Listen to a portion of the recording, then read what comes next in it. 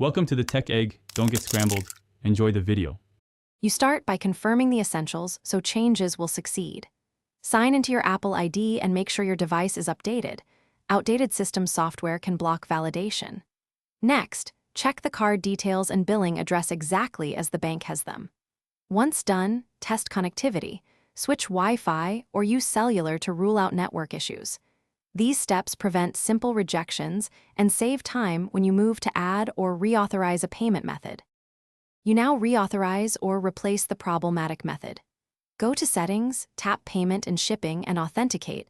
Remove the failed entry, then add the card exactly, no nicknames. If you prefer, select PayPal or Apple Pay and follow on-screen verification.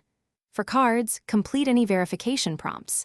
Enter the SMS code, approve via bank app, or accept a temporary authorization charge. This step fixes token issues and reestablishes secure links between Apple and your bank.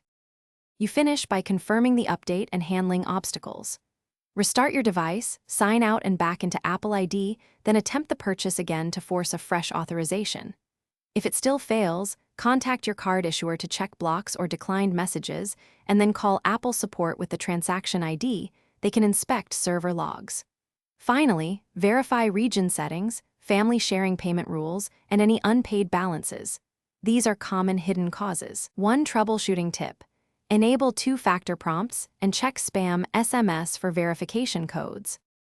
Thanks for watching. Consider subscribing if I helped unscramble your problems.